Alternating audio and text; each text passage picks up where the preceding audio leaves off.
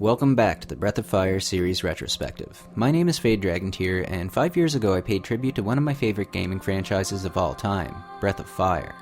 They were my first ever scripted videos, and although they were rough and unpolished, I had a lot of fun spending the better part of a year playing through the series and sharing my thoughts about why I love Breath of Fire as a whole. At that time, the Breath of Fire series was a long dormant franchise, and there was extremely little hope of ever seeing a sequel, so at the end of the retrospective, I sent a plea to Capcom to reconsider the franchise. But hopefully, the story isn't over. So consider this, my own personal dragon shrine to a series which I loved. A monument saying that this series is not forgotten, and that we fans hold hope for the future. We enjoyed your fishing minigames, your bright and outgoing characters, all the diversity of your world. The shamans, the township, and yes, even the useless fish people. We want to hear more about the Dragon Clan and the world they inhabit. So Capcom, please do us and yourself a favor and make Breath of Fire 6. Make it amazing. Remember all that made this series great, and add to it. Almost exactly a year after that video's release, news surfaced of Breath of Fire 6, and I and the rest of the internet were super excited for a few moments until we collectively realized it was mainly being developed for mobile devices.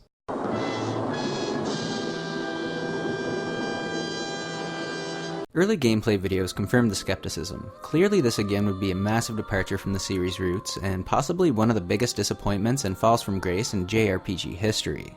Be careful what you wish for, right? So let's take a look at the 6th entry in the series that was released over a decade after the previous game.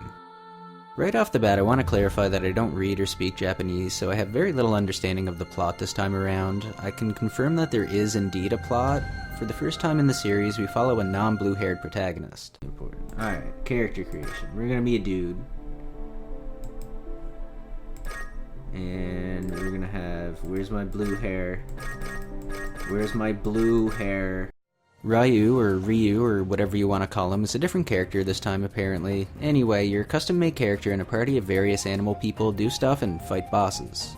The game basically plays out like other mobile JRPGs. There's a world map and you pick a location, pay some stamina or crystals or whatever, see a short story segment, and then enter the play area. Most of the gameplay boils down to progressing along a linear hallway and fighting things by clicking and waiting for cooldowns. Sometimes the game will throw in a curveball like defeat X amount of enemies or survive until the end of the timer kind of thing. There's no feeling of space or exploration, just a hallway painted to look like a forest or a cave or whatever. The gameplay feels very shallow, like I said, just clicking and waiting for cooldowns. However, the dragon form makes a return, where after collecting enough blue gems, the player can transform into a hybrid form, which allows you to click and wait for cooldowns, but with a more elaborate animation.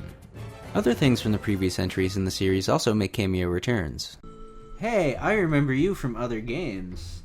The chick with the puppet. Huh. Hey, it's a Manilow Fish Merchant guy. It's Mega... What are you doing here, Mega Man?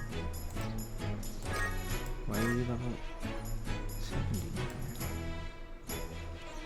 Are you another person or are you an NPC?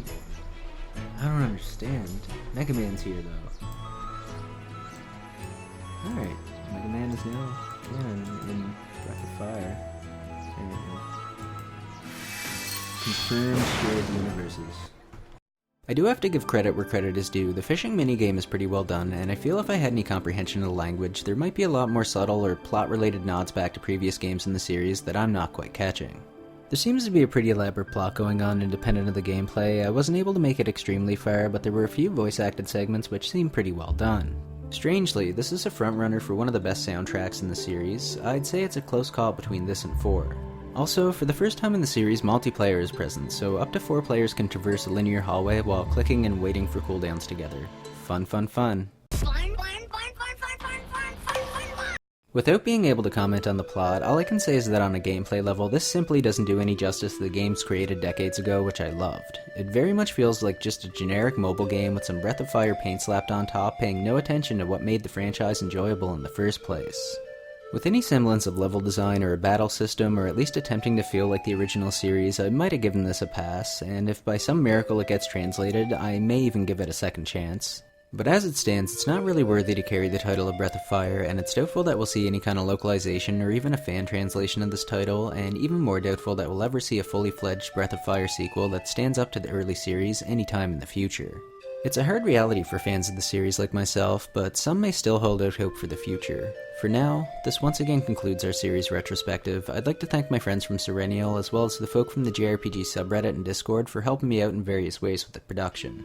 Once again, this was Fadedragontear, and maybe it's time to start thinking about doing a retrospective for another classic series. Until then, thanks for watching guys. Peace out.